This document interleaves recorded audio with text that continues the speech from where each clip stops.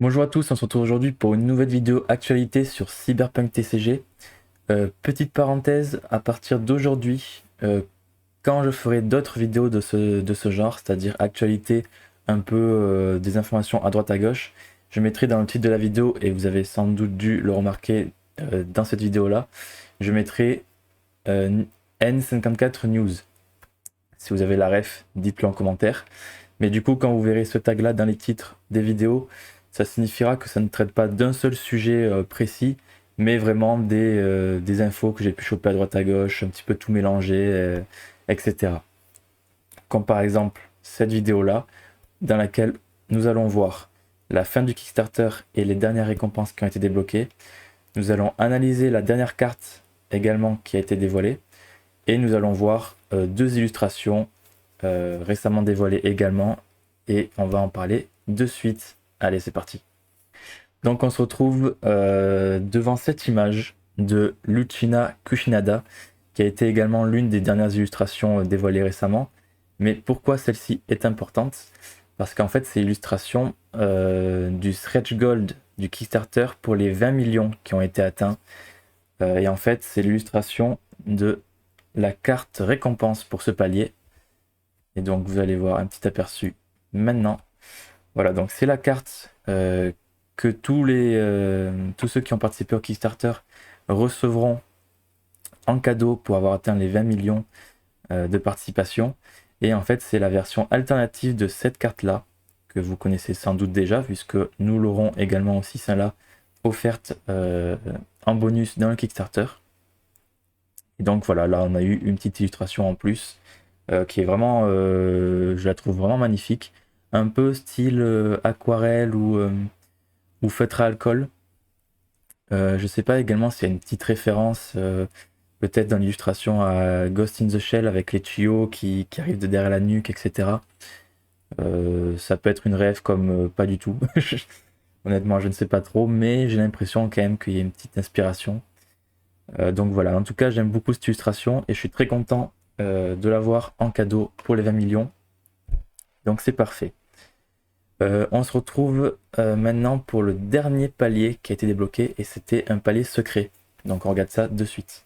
Et voilà. Et pour ce palier secret, donc, qui était après celui des 20 millions, c'était un objectif qui était à 20 millions 700, enfin on peut le voir ici, 20 millions 770 000 dollars. Pourquoi ce chiffre? Parce que si vous prenez les 4 premiers, vous aurez remarqué que ça fait 2077, comme le nom du jeu, Cyberpunk 2077. Donc c'était une petite ref bien sympathique au jeu. Et du coup, c'était le dernier palier, enfin la dernière récompense qu'on pouvait débloquer sur le Kickstarter. Il n'y en aura plus d'autres après celle-ci. Et donc on va voir qu'est-ce qu'elle nous offre, qu'est-ce qu'elle nous donne. Donc c'est une récompense un peu particulière, parce qu'en fait, elle nous permet de rentrer. Si vous avez contribué au Kickstarter, elle vous permet de rentrer dans le Weird Crew Membership Club, avec le bel accent anglais. Donc voilà, dans le club du Weird Crew en gros, et qui vous donnera quelques avantages, notamment du coup un droit de regard direct sur le développement grâce à des sondages exclusifs qui façonneront le jeu.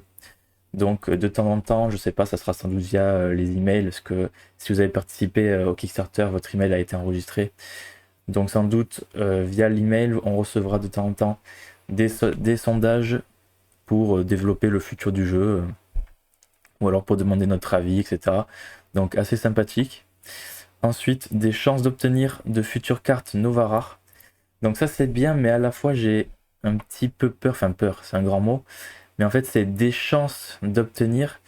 Je sais pas dans quel sens c'est dit, si ça sera par exemple juste des concours exclusifs aux membres du coup du Weird Crew, ou enfin je sais pas trop comment ça va être mis en place cet avantage-là. Je pense que ça sera des concours. Mais du coup, qui dit concours dit que ben, tout le monde ne pourra pas les avoir, tout le monde ne pourra pas les gagner. Je sais pas trop quoi en penser. C'est à la fois cool si on gagne, forcément, mais si on gagne pas, ben, au final, ça ne nous sert pas à grand chose. Donc, je sais pas. À voir ce que ça va donner cette ligne-là. On verra dans le futur. Par contre, c'est la phrase suivante qui est très intéressante. Des réductions et des drops spéciaux, ainsi que des rencontres avec l'équipe de Wordco. Donc les rencontres avec l'équipe de Wordco, je sais pas trop, pareil, je sais pas trop comment ça va s'organiser. Sans doute lors d'événements où on aura peut-être un ticket exclusif pour aller dans les backstage, rencontrer l'équipe ou j'en sais rien. Enfin, ça, honnêtement, pour moi, c'est pas le plus important. Par contre, ce qui est le plus important, c'est les réductions et les drops spéciaux. Parce que ça veut dire que potentiellement, sur les futurs produits qui vont sortir, nous pourrons avoir des réductions, donc des prix réduits et peut-être des petits cadeaux en bonus, des petits goodies, etc. Donc ça, pour le coup, c'est très bien et ça peut être vraiment très avantageux. Et après, ils disent d'autres surprises encore à venir, donc ça sera dévoilé plus tard. Donc en vrai, c'est un palier qui est assez spécial parce que pour le coup, c'est pas une récompense matérielle, mais sur le long terme et sur l'avenir, ça peut vraiment être bénéfique, notamment sur les réductions et les drops, mais également aussi sur le droit de regard. J'aime bien en fait le droit de regard et sur le développement, parce que ça veut dire que vraiment qu'ils sont à l'écoute, enfin notre écoute, et que si on a des idées ou voilà, des suggestions à faire, etc., ça pourra peut-être être écouté. Donc ça, c'est vraiment intéressant. D'ailleurs, en parlant de sondage, ils en ont déjà fait un que vous pouvez retrouver sur la page de Kickstarter ou dans les mails de suivi si vous êtes enregistré pour avoir les newsletters. Vous avez normalement reçu ce sondage. Donc, quel sujet souhaitez-vous aborder lors du premier sondage officiel? Donc, vous aviez le choix entre les conceptions d'accessoires, les jeux organisés, participation au congrès et choix de conception future. Donc, moi, personnellement, j'ai choisi cette réponse-là, choix de conception future, parce que je trouvais... Alors, j'ai hésité avec le jeu organisé aussi, mais en fait, le jeu organisé, là où j'habite moi, je suis pas sûr que je pourrais en profiter, en fait, parce que je suis pas sûr qu'il y aura beaucoup d'événements, de tournois organisés proches de chez moi. Donc, je me suis dit que personnellement, pour moi, ça me serait pas très utile. Donc j'ai préféré voter choix de conception future parce que ça peut permettre des votes où, je sais pas, on peut peut-être influer ou suggérer des mécaniques de jeu, des mécaniques de gameplay pour les prochaines extensions, etc. Donc je me suis dit que c'était peut-être le plus intéressant. Donc voilà, j'ai voté pour ça. C'est juste personnel, hein, vous, si vous pouvez voter d'autres choses, si d'autres choses vous intéressent. Mais en tout cas, voilà. Et donc, pour le petit récap, actuellement, nous sommes à presque 21 millions de dollars récoltés. Il reste que 3 jours à l'heure où je tourne cette vidéo. Vous voyez qu'il est 4h30.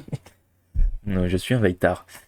Et du coup, voilà, c'est la fin du Kickstarter. On a vu les 2 dernières récompenses qu'on a eues, du coup, qu'on puisse rentrer dans le World Crew et la carte exclusive Lucie que je vous ai montré juste avant. Et voilà, il n'y aura rien d'autre pour le Kickstarter. Ne pas oublier quand même qu'après les 3 jours, il y aura les late pledge. Donc ceux qui ont un peu de retard, vous pourrez quand même précommander. Vraiment, ça sera le dernier moment pour précommander des articles si vous voulez participer. Et s'il y a des nouveautés ou des bonus en plus ou des nouveaux stretch gold, j'y pense pas, mais bon, on sait jamais. Je vous ferai une vidéo pour vous tenir au courant de tout ça. Et maintenant, on va passer à la deuxième partie de cette vidéo, donc l'analyse de la dernière carte qui a été annoncée. Allez, c'est parti. Et donc, on se retrouve devant cette nouvelle carte qui a été annoncée récemment. Donc, c'est une unité jaune qui va demander 4 de RAM, donc 2 légendes jaunes dans notre deck minimum, qui coûte 5 pour 6 attaques, mais pour un effet que je trouve plutôt pas mal, qu'on va voir de suite. Donc, le nom de la carte, c'est Caliber.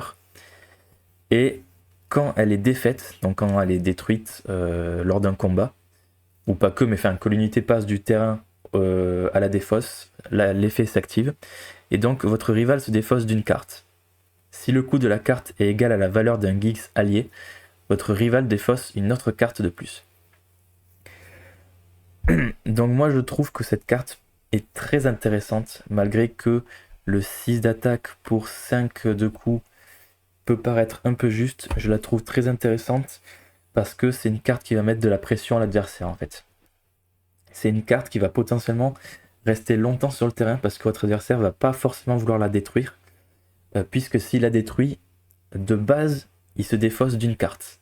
Et en plus, si cette carte-là est égale à la valeur d'un de vos dés, d'un de vos gigs, il se défausse d'une deuxième carte. Donc pour lui, ça peut être très dangereux de se défausser d'une ou voire deux cartes. C'est pour ça que c'est une carte qui va pouvoir mettre la pression, parce qu'il va peut-être pas forcément vouloir la détruire de suite. Donc c'est une carte qui va vous permettre de potentiellement attaquer, attaquer, attaquer. C'est une carte également en fonction de vos scores de dés. Si vous avez des scores de dés assez petits, en sachant que c'est une carte jaune, donc qui a tendance à jouer avec le contrôle des dés, et aussi dans un premier temps, en tout cas ce qui était dans les decks de l'Alpha Kit, jouer avec des scores de dés petits. En fait, si vous avez par exemple un dé à 1, un dé à 2 et un dé à 3 par exemple, ça va pousser potentiellement l'adversaire à se défausser des cartes qui coûtent plus cher que vos scores. Et donc potentiellement défausser des cartes plus puissantes pour éviter de se défausser de deux cartes. Parce que s'il se défausse, je vous le rappelle, d'une carte qui correspond à un de vos dés, il se défausse de deux cartes. Donc potentiellement que pour éviter de se défausser deux cartes, il va vouloir se défausser d'une carte plus puissante si vos dés sont justement plus petits. Donc ça peut être vraiment très intéressant et mettre un coup de pression un petit peu à votre adversaire. Et surtout, cette carte peut extrêmement bien comboter avec ces trois cartes-là. Donc il y en a d'autres, hein, mais j'ai pris que ces trois cartes-là en exemple. La première qui peut mettre bloqueur à vos cartes. Donc ça peut être vraiment très pratique pour mettre un coup de pression en plus, parce que si vous mettez du coup bloqueur à cette carte-là, déjà ça vous fera un bloqueur à 6 de puissance, ce qui est vraiment pas mal.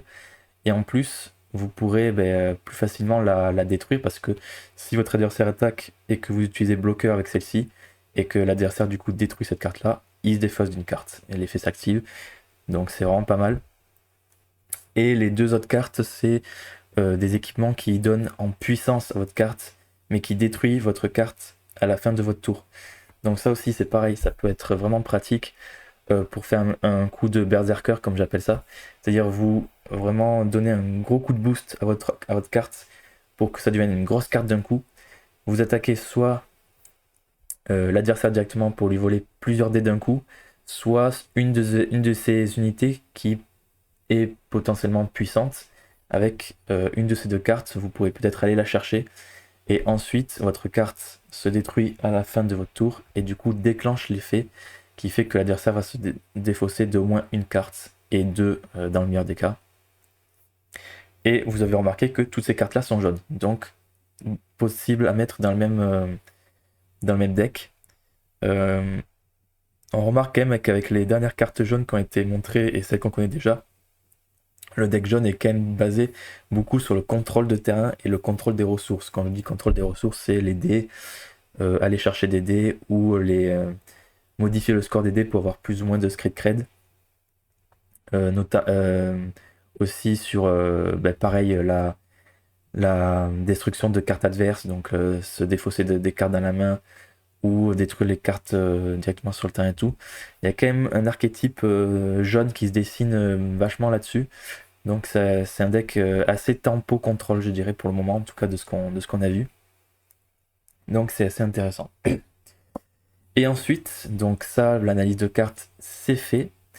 N'hésitez pas à me dire dans les commentaires ce que vous en pensez. Moi, je la trouve vraiment pas mal. Honnêtement, je la trouve pas mal. N'hésitez pas à me dire vous ce que vous en pensez. Et maintenant, on va passer aux dernières illustrations qui ont été annoncées. Donc on va pas toutes les voir, parce que les illustrations, je vous rappelle, moi je vous en mets une nouvelle chaque jour en short. Donc d'ailleurs, n'hésitez pas à aller les voir, les shorts que j'ai mis récemment, si vous avez loupé les dernières illustrations dévoilées. Mais là, on va en voir surtout deux que je trouve assez intéressantes. Donc la première, c'est celle-ci, c'est Hacked Corpo. Et pourquoi je la trouve intéressante? Parce qu'on peut, rien qu'avec le visuel, essayer de deviner ce que ça peut donner. Donc pour moi, je pense, on va prendre des petits paris entre nous. Moi, je pense que ça sera une carte programme. Une carte programme, et qui va en fait on peut voir que cet homme a un bras cybernétique et il en perd le contrôle. Moi, je vois plusieurs possibilités pour cette carte. Soit on pourra piquer un Gears ennemi et se l'équiper sur une unité à nous, qui peut être assez intéressant. Soit carrément prendre l'unité, le contrôle de l'unité pendant un tour par exemple, et voilà, on peut attaquer du coup avec l'unité adverse à l'adversaire. Mais ça, j'y crois un peu moins parce que si vraiment on se fie à l'illustration, c'est vraiment son équipement cybernétique qui attaque, enfin, qui attaque le mec lui-même. Donc si on traduit ça avec les cartes, ça serait un Gears qui attaque l'unité sur laquelle il est équipé. Et moi, je vois bien un pouvoir, par exemple, qui dit que on sélectionne une unité qui est équipée de Gears, donc une unité ennemie qui est équipée de Gears, et ces Gears attaquent l'unité ciblée. Je m'explique. Si on utilise le programme sur une carte, je dis n'importe quoi, V, la carte V, et que cette carte V est équipée de 2 Mantis Blade qui donnent 2 et 2, donc 4. Et bien on utilise le programme sur la V, et du coup, elle prend les dégâts donc des Mantis Blade, donc 2 et 2, 4, elle prend 4 de dégâts. Et du coup, si elle a 4 ou moins de puissance, et bien elle meurt. Ouais, si c'est un truc comme ça, je trouve que c'est une carte qui peut être très intéressante, et je la vois bien du coup jaune, une carte jaune, toujours dans cette optique voilà, de contrôle, un peu contrôler le terrain, et notamment là, en l'occurrence, le terrain adverse. Moi, je vois bien un truc comme ça qui joue sur les Gears ennemis équipés et qui du coup attaquerait l'unité sur laquelle les Gears sont équipés. On verra quand la carte sera dévoilée avec ses effets, mais je trouve que ça peut être intéressant. Et la deuxième illustration, donc c'est celle-ci, donc c'est Unli Kelly Bond, et celle-ci je la trouve également intéressante, déjà parce que j'aime beaucoup l'illustration, mais c'est parce qu'aussi on peut essayer de deviner ce qu'elle pourrait donner. Là on voit un monsieur, un homme qui porte une femme qui a l'air blessée. Donc moi qu'est-ce que je lis là-dedans? Ça serait potentiellement une carte. Alors là, pour le coup je sais pas, ça serait une unité ou un programme. Je verrais bien une unité, vu que là c'est un homme qui porte une femme. Donc je verrais bien une unité qui aurait un effet qui permettrait d'aller rechercher potentiellement une unité dans notre cimetière et la remettre dans notre main ou carrément sur le terrain. Sur le terrain, ça serait un petit peu fort après avoir le coup de la carte, évidemment. Mais moi, je vois bien ça.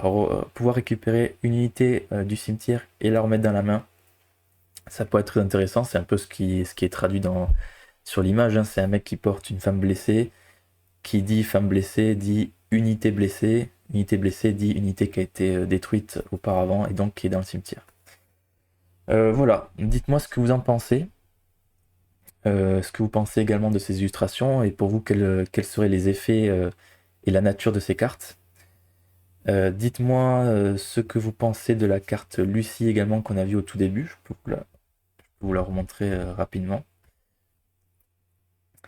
Et voilà, donc n'hésitez pas à lâcher un petit j'aime, vous abonner si ce n'est pas déjà fait, ça fait toujours plaisir. Et un commentaire, et voilà. Et c'est fini pour cette vidéo actu. Et du coup, on se retrouvera dans une prochaine vidéo. Allez, ciao ciao.